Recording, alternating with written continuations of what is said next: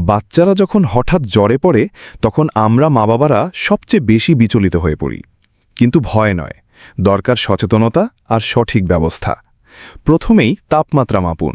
যদি শরীরের তাপমাত্রা ১০০.৪ ফারেনহাইট বা ৩৮ ডিগ্রি সেলসিয়াসের বেশি হয় তাহলে বুঝবেন শিশুর জ্বর হয়েছে। এরপর শিশুকে হালকা জামাকাপড় পরান, যেন শরীর ঘামতে পারে, তাপমাত্রা কমে।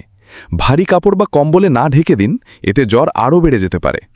শিশুকে পর্যাপ্ত তরল দিন, বুকের দুধ, পানি, স্যুপ, যেটা তার বয়সের উপযোগী। জ্বরের সময় শরীর দ্রুত পানিশূন্য হয়ে পারে, তাই তরল খুব জরুরি। শিশুকে বিশ্রাম দিন, খেলাধুলা নয়, দরকার আরাম। বিশ্রামেই শরীর সুস্থ হতে পারে। ওষুধের ক্ষেত্রে প্যারাসিটামল বা আইবুপ্রোফেন দেওয়া যেতে পারে, তবে অবশ্যই বয়স ও ওজন অনুযায়ী এবং চিকিৎসকের পরামর্শে।